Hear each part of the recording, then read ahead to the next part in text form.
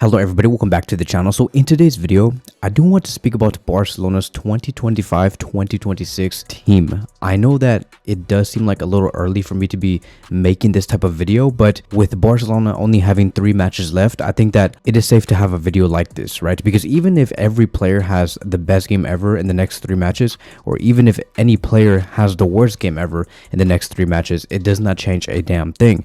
We have seen already enough, we have enough data, we have a big enough of a understanding on how these players actually perform in big matches and in small matches, which is the reason why I now want to make this video. So keep in mind what you guys are seeing here in this picture. I want you guys to take note of 3 things. Point number 1, I have noticed that in this season for all teams in Europe, injuries have been a main problem, and I have to take that into account. I believe that at the year of 2025, knowing that we play more than 67 to 75 matches per season, these players alone, like if you just have one great starting 11 and that is the only team that you can rely on, it's very unhealthy to have, because these players, right, each one of these players cannot play 75 matches in a row. We now have to be a team where you have to be prepared to play 65 plus games. That is just a fact. And some of these teams in Europe was not able to adapt well to this, especially with this new Champions League format. This guy, whoever's the owner of UEFA, they said, oh yeah, I see injury concerns from 2019-20, let's just add more matches. You know, I saw some injury concerns in 2021, 2022, but let's add maybe 6 to 7 more matches in the Champions League. Why not? And so, especially when you are a big club, you are going to be required to play more than 65 games guaranteed per season. So that does lead to injury concerns, and those injury concerns turn to injury problems. And now you have a team that is struggling with a lot of injuries. You look at what happened with Real Madrid; their whole defensive line is blown the hell out with with center backs with ACL injuries, knee injuries, ligament injuries, thigh injuries. You look at FC Barcelona. Barcelona have an injury from Bernal. Casado has not played in a very long time. We had Frankie, who came back earlier in the season. Araujo also came back earlier in the season. We have Jules Koundé, who's also currently out right now. Injuries do happen, and these teams have to be prepared, which is the reason why what you are seeing here today, it's given the context of what has been going on in the past 7 to 8 months. Barcelona do need quality depth if they want to compete. Another thing that I have noticed that is an issue is, I would say, to be more specific to FC Barcelona, is we have a great competitive squad, a squad that can strive for the highest, right? We have great youngsters, we have a great system, but I do think that this team is missing more Champions League experienced players. We have players like Lewandowski, Christensen, Frankie, who before the semifinal match against Inter Milan, they have all been through moments of semifinal matches with their other outside of FC Barcelona. Lewandowski with Bayern Munich, we had Dani Olmo with Leipzig, we had Christensen with Chelsea, we also had Frankie de Jong with Ajax. We had a lot of players who have been through semifinal experience, but I believe that Barcelona need a couple of more. It's very important. We need a mix of youth players with experienced players who have been through Champions League games multiple times. And lastly, I do think that Barcelona's defense needs to get much better, and I do think that it has way more to do with the system than actually hiring quality center backs and quality defenders all around. It's more about the system, okay? Because we have allowed way too many goals against Inter Milan. We have allowed way too many goals against Real Madrid. Yes, we have won some, but I believe that it's going to bite us back in the future if we don't take care of these things, because the more we expose ourselves to these high goal scoring matches where we win by 5-4 or 5-3 or 3-2 or whatever, more teams are going to catch on and they're going to be able to score more against us in the near future. So it's more about the system, more about what Hansi Flick has to think about in terms of his tactics and the way that these players do think, than about hiring the best center backs in the world. Because if it was truly about just hiring the best center backs in the world, Real Madrid would be the best defensive team in the world, but they're not, right? So that's just how it works. So with that in mind, this is going to be the reason why I have an 11 that looks like this. Okay, so I have 2 different teams. On the left side, you see the low cost side that would cost a total of 100 million euros to make. On the right side, you have the high cost side, which is going to be costing around 150 to 155 million euros to make. And the reason why I am dividing this into two different teams and I don't have a set team is because I have no idea. I have no idea what Javier Tebas is going to tell us in about 6 weeks. I have no idea. I honestly, my pessimistic side and my reality side believes that Javier Tebas and La Liga are going to tell us that we cannot sign any players, and if you guys want to bring in new players, you guys have to sell players. I believe that is going to happen. Like, there's a 80% chance that will happen. On the other side, I have the high cost, which is where I believe La Liga says, okay, you guys have done better this season. You guys earned a lot of money in the Champions League. You guys have earned a couple of money, I don't know, in the Travis Scott and collab, right? Or you guys have future projections in the Camp Nou for next season where you guys are going to be able to make an extra, I don't know, like 50, 60, 75 million euros a season, whatever. Or maybe they say, okay, good job with the Spotify and the new Nike collab deal that you guys are going to be having for the next 10 years. We'll give you guys an excess of 50 to 60 million euros that you guys could spend on an extra player if you guys do want, right? So it has to happen, right? I mean, like, we cannot have another season where we're gonna have to spend less than 70 million euros in one summer, right? Because that is what happened to us last summer. We could barely afford to bring in Dani Olmo, and he was almost deregistered. So I'm pretty sure that, it can't happen twice, right, Tebas? It can't happen twice. Even though Joan Laporta did all the correct things in the past 9 to 10 months to show you guys why Barcelona is a financially healthy club. So I don't know. We'll see. So I have my pessimistic side, left side, and I have my bright side, which is the right side. Okay, so on the left side, you can see that Dani Olmo is the striker, and he's in the striker position either way. And the reason why I place Dani Olmo as our main number 9 is because I do think that a lot of teams have a lot of trouble with dealing with 9s that don't really act like 9s in the first place. 9s that can play in number 10 areas, like in the central attacking midfield position. And I think that could be very scary for a lot of teams like Inter, like Bayern, like Real Madrid, City, whoever we do face, Dortmund, AC, Milan, Arsenal, whatever, or a real team like Manchester United. No, I'm just joking. But like, it does cause the defense a lot of headaches to see a very dynamic, fluid, somebody who can take multiple positions, number 9. Dani Olmo, to me, has the finesse in his shots to really be a true number 9, right? Like, obviously you have to be one hell of a goal scorer. You must have at least 35 goals in you a season. I believe that Olmo has that. And I know that sounds strange for me to say because, well, my video hasn't came out yet for Olmo, but the thing is that statistically, and data does back this up, Olmo has never ever this season under Hansi Flick showed up in big games, and we paid 65 million euros for Olmo. When you pay 65 million euros for a player like Olmo, you expect that player to deliver you goals and assists. But this guy has not scored or assisted against the big teams, like against Bayern, against Madrid, against Inter, against Benfica. He was also very unavailable, very unreliable. And so I know you guys are wondering, like, why the hell would you even trust Dani Olmo to be our main number 9? Well, that's the thing, right? Is we have 2 other players next to Olmo if Olmo does not want to provide for us. I mean, like, look, he scored 11 goals and 5 assists. He has scored more goals with Barcelona than whatever he scored with Leipzig in the previous season and the season before that, right? Like, 11 goals is already really good. He broke his best goal scoring record in his career, which is insane. But his numbers can get much better because his quality is just too damn high. But if Olmo wants to be unreliable or he does not want to deliver against the big teams, that is why I have players like Ferran Torres and Lewandowski there. Now, I know that sounds a little weird for me, right? Like, I know that, okay, I have to justify this because, first of all, I trust Olmo. I think that Olmo can have a great second season, just like how Rafinha had a great second and especially third great season, right? Things do take time. But let's just say worst case scenario, Olmo does not deliver. This is the reason why I would want to keep Lewandowski for one more season and for Ferran Torres to have continuity, is because Ferran Torres, to me, has been receiving very little game time, but every time he received game time, he was efficient. 45 matches played, 19 goals and 4 assists. You do not let go of a player like that. Ferran Torres has 6 goals and 3 assists in 6 matches, and in those 6 matches that I'm talking about, they're against the top teams this season. That is 6 goals and 3 assists. I repeat, against Real Madrid, against Atletico Madrid, against Borussia Dortmund, and against Inter Milan.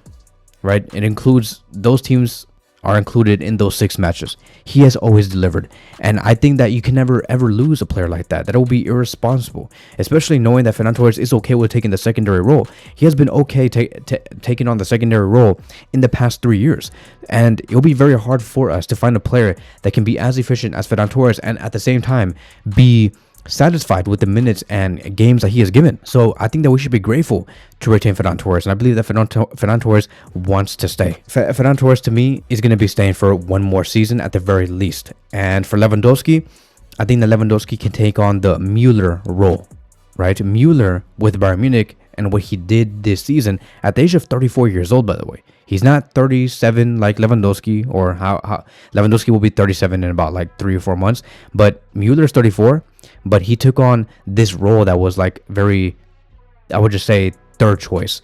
Very like, okay, like you're just like deep in the bench. And he was okay with it because he knew that he cannot give the exact same type of performance that he did like 4 to 5 years ago. And Müller was okay. There was just a mutual understanding. I think the same thing can be said with Lewandowski. I think that if we can give Lewandowski maybe about 45 matches, but in those 45 matches he plays about 34 to 39 minutes per match, that's fine. Müller took exactly that with Bayern this season, so I don't understand why it would be a problem for us to give Lewandowski that role. Müller was averaging 34 to 39 minutes per game.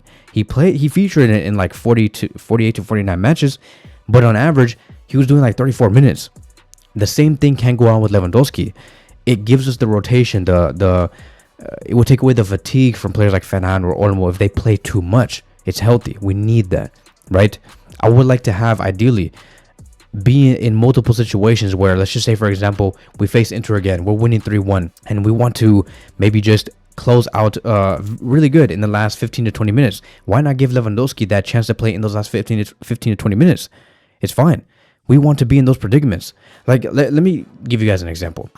As much as I hated to see Bernal and Casado get injured, I never once this season was ever scared about our lack of choices in the midfield. Never once. I saw Frankie get injured. We saw Pedri get injured. We saw Casado get injured. We saw Bernal get injured. All of these players got injured at one point through this season, and never once was I ever, and I mean this with all my heart, never ever worried about the midfield. And that is because we had so many choices, so much quality in the midfield depth. Like, it was just insane. And I want that exact same feeling in the striker position. I want that exact same feeling on the wings, on the flanks, which we will be talking about in just a few seconds. So to me, I think that we should have 3 total choices: Lewandowski, Ferran, Olmo, which means that Pau Victor would have to be the player that would have to come out. As for the wings, which is it gets very interesting, right? If you look at the left side, let's just start with the right side, right? For the wings, Lamine Yamal and Toni Fernandes. I fully do trust Toni Fernandes. Toni Fernandes is a player that I think can become great. He's only 16 years old. He has been bossing at Barça Athletic, and I think that his time is coming up very shortly. And I think that because he's so young, I think that it's also very unhealthy for us to really bet on the player and truly be that secondary replacement to Lamine Yamal. But you just never know, right? So the one thing that has really blessed us is the fact that we brought in these youngsters at a young age, and they have paid us back, like Yamal, Kubarsi, Balde, Gavi, Bernal, Casado. It has worked. So I don't see why it would not work with Toni Fernandes. Now, not everybody's going to be like Lamine Yamal, but I expect Toni Fernandes to be, maybe I would just say, at the exact same impact of, I don't know, dude, like the way that Kubarsi emerged in terms of impactness, right? Toni Fernandes can do the exact same thing. Now, if you look at the right side, which is what's ultimately going to lead us towards spending more than 100 million euros, because Nico would cost 65 and Frimpong would cost 35, which equals 100, but here it costs 150 because I included Salah. I think that Salah should be a player that Barcelona should strive for. Joan Laporta, Deco, and Hansi Flick should really aim for that, and I say that because of 2 reasons. Point number 1, let me ask you guys this, and be honest with me. If Lamine Yamal got injured tomorrow, and we had the match against Inter Milan and Real Madrid coming up, would you trust any other player to play in that position right now? Like, be honest. Be honest with me. Would you be okay with losing Lamine Yamal knowing that we have Inter Milan and Real Madrid coming up? I don't think so. I think that the majority of you guys will be like, oh no, like that's actually a pretty scary idea to even think about.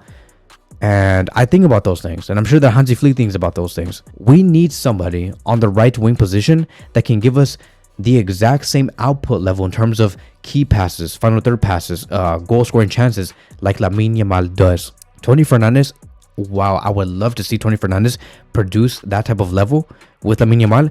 There's like a 20% chance he's going to be able to do that. Bringing in somebody like Salah would bring you the goals and the assist. Salah is right there with in terms of the Ballon d'Or contenders, and I think that it is essential to have players like Salah and Rafinha share the same pitch. I believe that Barcelona deserve that. Not because I'm being selfish, not because I'm being unrealistic or because I'm dreaming, but because I believe that a player like Salah would really suit this club sportingly, and I believe that Salah would enjoy playing at a team like this because with the intensity level that we play at, it's very similar to the one that we had that Liverpool had with Klopp. And Salah has been there since 2016 or 2015. It has been a very long time. I believe that it is now time for Salah to really make that next move to a different club. And I would really love to see Salah be not the backup. I'm not going to call this as the backup, but to be the main rotator with Lamine Yamal, because what Lamine Yamal did this season has been unhealthy, and I don't care if Yamal does not get injured. It does not matter. You do not need to show me that Yamal did not get injured for me to say that, oh yeah, you're right. We don't need a great rotator for Lamine Yamal. No. If Yamal does this again next season, you never know who knows what's going to happen. We all thought it was okay for Pedri to play 70 matches, but then he got injured, and now we all have to be so cautious about Pedri and his minutes. We have to be very manageable with his time on the pitch. So the same thing has to be approached with Lamine Yamal. Don't come to me and tell me that, oh no, Yamal can play another 70 matches next season because he didn't get injured at all this season. Even though he did, he missed like 3 or 4 matches, and Barcelona played poorly. So to me, I think that it is justifiable for me to say that Salah should be the rotator with Lamine Yamal, and they share the minutes together. Salah at 32, 33 years old, I think he's 33, can still give us 2 great seasons. And then moving on towards point number 2, he has Champions League experience. This ties back to what I did say earlier in the video. Salah has Champions League experience, and Barcelona need that. Barcelona, okay, we're in situations in this season where we needed the leadership, the captain player, the player who can speak to other players and say, hey, I have been in this situation before. We need to do this, okay, because this could go on, so we have to act like that. Salah gives you that type of leadership. We need that type of experience at Barcelona with the youngsters that we carry. I think that it is healthy for us to have players like Lewandowski, Salah, Rafinha, Jules Koundé, these veterans, or Ter Stegen, right, Christensen, to nurture our players and carry these youngsters through the semifinal. Next time we have to go through a situation like what we did about a week ago. Sportingly, it makes so much sense, but it is going to cost us around 50 to 55 million euros.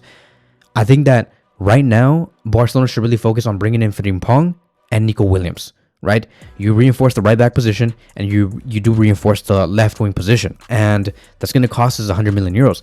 And if Javier Tebas, like I always say, can give us the blessing to sign one more player, that one player should be Salah to help Lamine Yamal. Poor guy, dude. Like, that guy is 17 years old, and we have to depend on his creativity to get us through. We have to depend on his availability to get us through.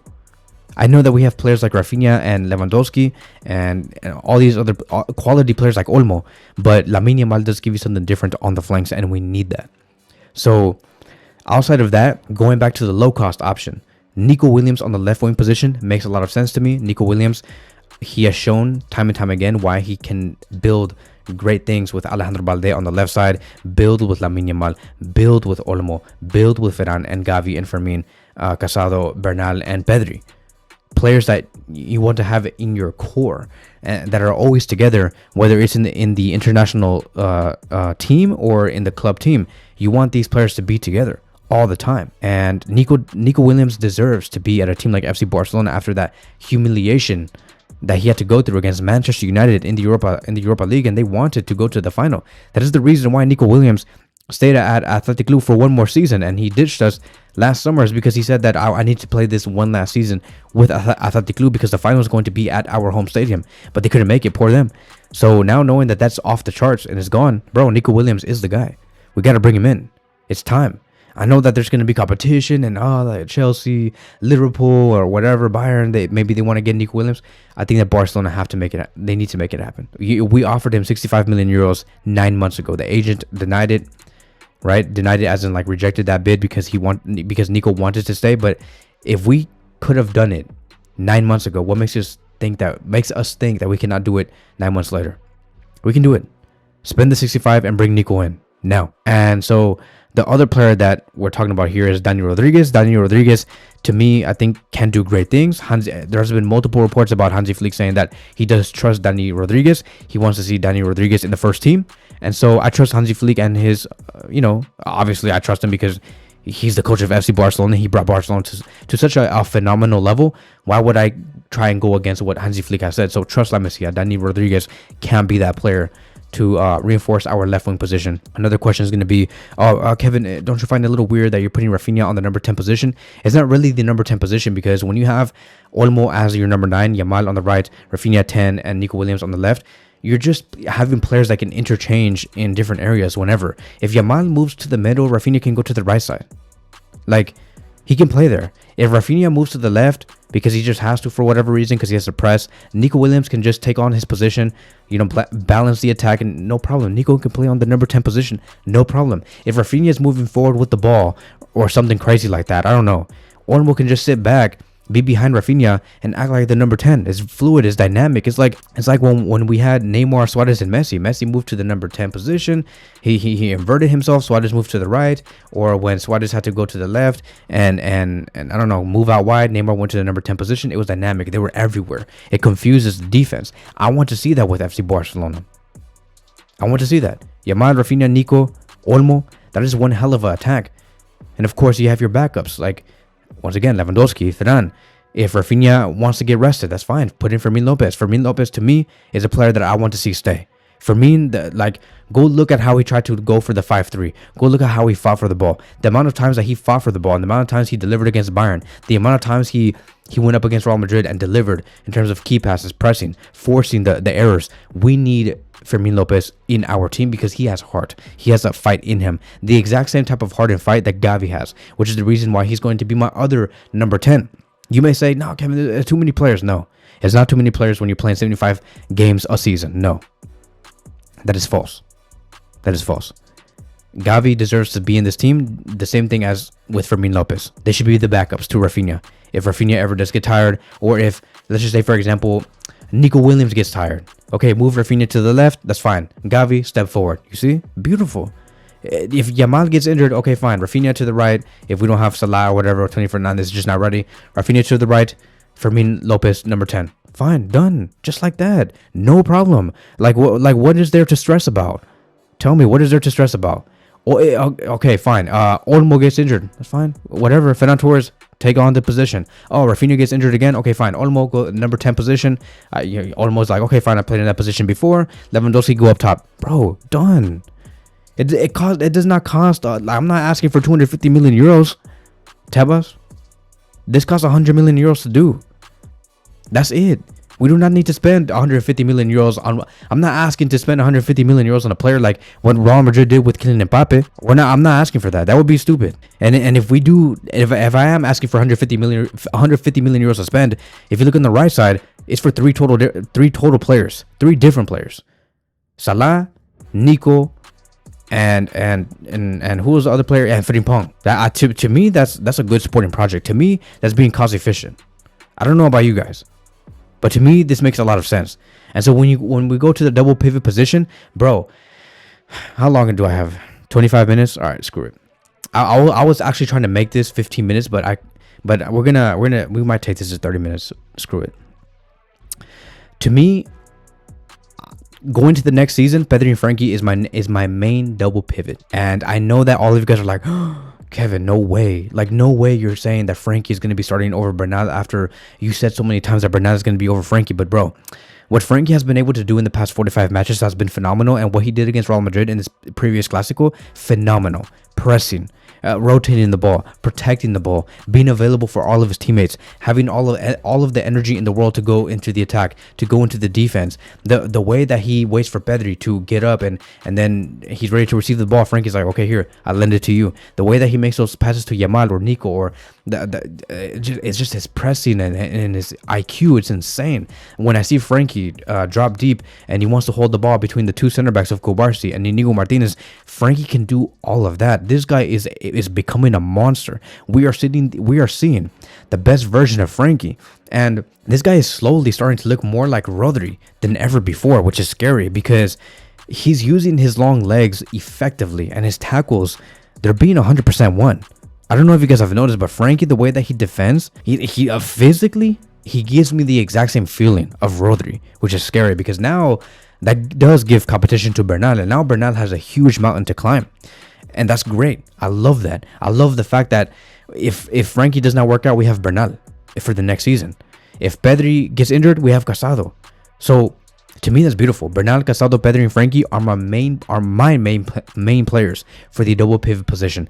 I know that Gavi is being seen as a number 6 by Hansi Flick. He can play in those positions if he does want, but I think that Gavi has too much technicality to not be a number 10. You know, like, he can play in the number 10 position for sure, right next to Fermin Lopez.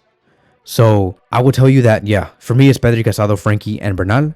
And to be honest, I'm not saying this because I'm Barcelona biased or because I'm a Barcelona fan. I want to make it very clear. When I make videos like this, I'm saying this with a lot of honesty, and I'm not lying through my teeth here. Pedri and Frankie is the best double pivot in the world.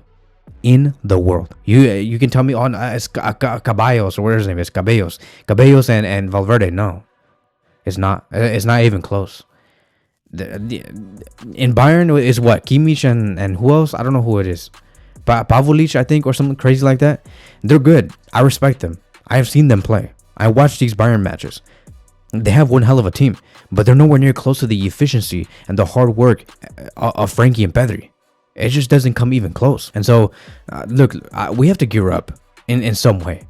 There's no way that we're going to go into the next season and not sign these players, because when I see Bayern reinforcing their team with Musiala and Wirtz, let me repeat that. Bayern is going to have Musiala and Wirtz on their team with Kane up top and Olise on the wings. Bro, like, Barcelona need to have some say in this transfer window. We have to reinforce ourselves in some capacity, because when I see Bayern getting Musiala and Florian Wirtz in the same team with Kane and Olise, that's scary. When I see Real Madrid bringing in Trent to reinforce the right back position, to play next to Rodrigo and Mbappe and Vinicius, that's not scary. To me, that's just fakeness. Yeah, you thought I was gonna say that it's scary. No, it's not scary. We'll still beat them. They can sign Haaland and Messi in this summer transfer window. I wouldn't give a damn, bro. We're still gonna clap that ass. We're still gonna clap it. Done. They're done. All right, that's our woman. Real Madrid is our woman. We own them. Yamal is the youngest owner in the world, and you're supposed to only own real estate at over the age of 21 years old, and Yamal owns Real Madrid. Owns it, literally. So going back to what I was saying, I'm actually getting pissed off because of the refs, and I don't want to make this about the refs right now because of what happened in that Clasico match. But I will have a half. Nah, screw it. Going back to what I said, right? When I see Real Madrid sign Trent, when I see Arsenal signing Zubimendi from Real Sociedad, they're gonna have one hell of a team. Zubimendi with Declan Rice, bro. Are you kidding me? With Mikel Merino, bro. With Odegaard, with Saka, bro. Like, what is going on here? All these teams are reinforcing themselves, but we can't do that. Are you serious? 100 million euros is all we need. Is all I'm asking for. 150 million euros, great. Salah. Let's do it. So that's it. Like, for me, Frankie, Pedri, Rafinha, Yamal, Nico, Olmo is scary enough for us to, like, really dominate Europe. Of course, the system is always going to matter. What brought Barcelona to the semifinals of the Champions League and to go 7 points above Real Madrid in La Liga, and for us to win the Spanish Super Cup and for us to win the Copa del Rey, was not through freaking signing the best players in the world. It was not through that. It was through the system and the intensity coming from Hansi Flick. It is that. That is the number one thing. So we have to repeat the exact same thing in terms of the system, the intensity. Maybe fine-tune the defense, right? But go into that next season with the exact same approach and just, have those little configurations of our players that we signed, and boom, we're there.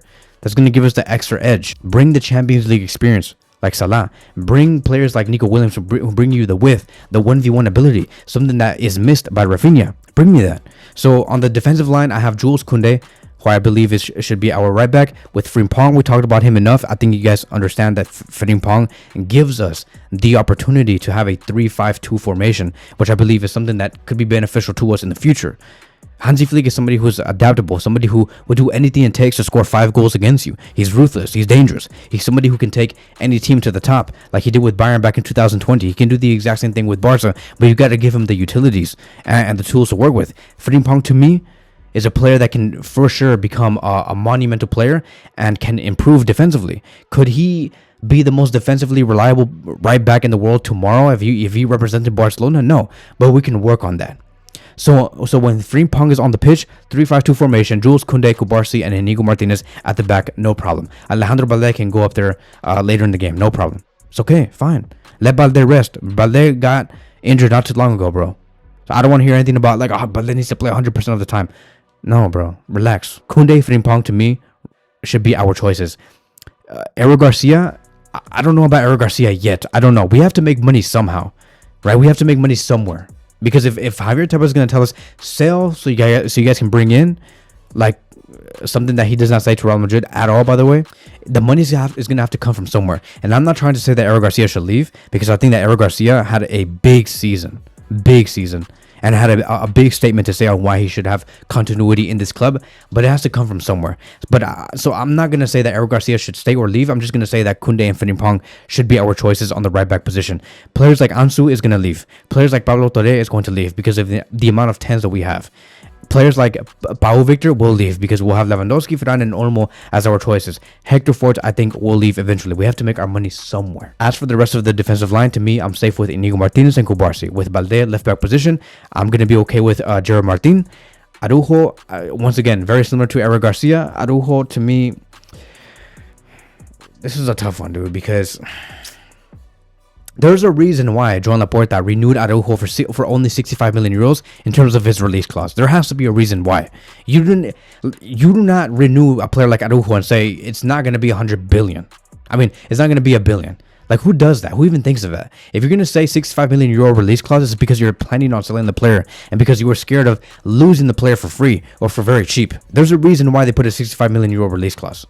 And I'm not going to lie to you guys. I'm going to go into further depth about Araujo in a later video. I'm not trying to make this video too long. I know that I'm going past 32 minutes, but bro, holy crap. Araujo's energy and his attitude and his, like, I don't know if you guys are like seeing eye to eye with me, but his energy, his attitude, his body language is not the same this season. I feel like he's out of it. I feel like he's not mentally there with Barcelona, and he has done some errors. I'm not going to say that his errors is the reason why he should leave. I'm just saying that he does not give me that leadership material anymore like he used to 3 years ago or 2 years ago. I don't see the exact same energy. And I see Araujo as a player who does not enjoy being in this system of Hansi Flick. And so I don't know, dude. Like, if Araujo leaves, Christensen stays. If Araujo stays, Christensen leaves. Right? Because I know that we have Ta, but Ta is now is in conversations with Bayern Munich. Once again, Bayern is building one hell of a team. Musiala, Wirtz, Kane, Ortiz, Ta, bro, like, you're missing Barcelona. Please, Ta, join our team, please. We need you. We need your not Champions League winning experience. We just need your European experience because you're old. You're 28 years old, 29 years old. You'll bring good experience next to Kubarsi and give him a run for his money. So in the defense is where it does get a little murky. Ideally, I would just say if Araujo can really just commit to us and go to the media and say that I want to commit to Barcelona, I'm willing to work hard. I know I recognize my mistakes from last season, the 2024-2025 season, and I will get better. Araujo stays. Bring me Ta for free. It's not. There's no worries. Ta for free, bro. $0, €0. Frimpong, 35. Nico Williams, 65. If Tebas says you guys will be okay, you guys earned more money into your wage bill, you guys can spend more, Frimpong, Salah, Nico, done. So that is it, right? Like, all of this is subject to change because you just never know what type of like news comes out later, and 3 months is a lot of time. Hansi Flick can say, I have interest in Jokeres, I have interest in Liao, I have interest in whatever. We'll see. But for now, this is my ideal team. A team that is dynamic, that is defensively disciplined, that has Champions League experience, that has a lot of goal scoring threat through Salah. If not Salah, it's fine. Rafinha, Nico, Yamal, Olmo, they can do that. It also does give us great quality depth. So that is that is it. That is going to be wrapping up today's video. Thank you guys so much for watching, and I will see you guys in the next one.